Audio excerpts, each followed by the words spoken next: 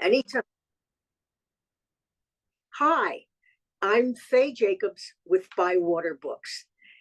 I'm reading from Big Girls Don't Fry, which is coming out in April. Now, as a writer, I have a motto, which I got from my father. It's that nothing is so bad if it's worth the story you can tell. And frankly, this was the best advice he ever gave me, especially since the rest tended towards it wouldn't kill you to wear a dress to your sister's wedding, and you'll never find a husband if you buy a house with another girl, although he was right on both counts. Recently, my friends were so worried about COVID symptoms that they brought oxygen meters to wear on their fingers. I borrowed one to try it. My God, we're passing around a medical device like we used to pass weed in a bong.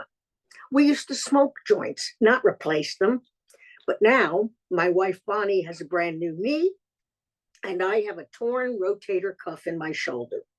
And we've both been to physical therapy. This is where we see our friends now. We used to meet at gay bars and dance clubs. Now we see each other at physical therapy. Today, I saw half the golf league and 3/4 of the pickleball team. And as we age, we even try to fix our brains. I know you've seen those TV ads for Prevagen.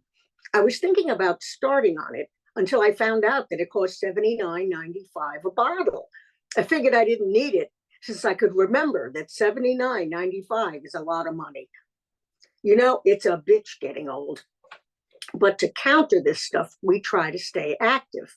Recently, Bonnie and I arranged to go kayaking. As it happened, I was set to have a cardiac stress test the following week. But I figured, look, a nice gentle day on the bay would be fine. As we schlepped the heavy kayaks to the boat launch, I realized this part of the job was already enough exercise for me.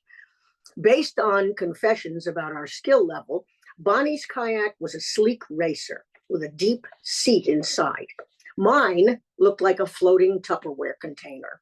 It was an oval chunk of plastic, which I was helped into and onto, and I sort of had to sit on top of it. I was told it was really stable, maybe not as easy to paddle, but it would be much safer.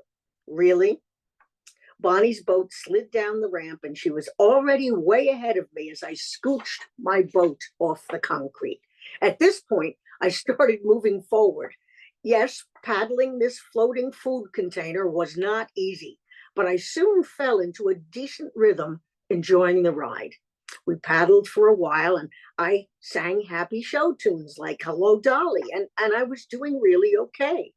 Suddenly, the wind increased, shifted direction, and I saw Bonnie turn around and come towards me. Let's go back, she said. I'm seeing whitecaps, and this much wind will make it really tough. I looked at the water with the whitecaps. They were 3 inches from my eyeballs. It looked like a tsunami. To say that paddling against the wind was difficult was as much of an understatement as saying Faye likes a cocktail. I was panting, gasping, and getting drenched. My show tunes turned to Les Miserables. With every stroke, I tried not to have one. I made wild animal noises, desperately seeking forward progress. The swells came faster now and higher, and meaning I could only point directly into the waves. A right turn towards shore would have just swamped me. Too bad, because I planned to hang a right, beach the thing, and call an Uber. With every 2 houses I passed, I was blown back one. It took well over an hour and a half of ridiculously strenuous paddling before we got to the marina. Are you okay? Bonnie asked. Oddly, yes. What stress test next week? I've already aced it. Thanks for listening.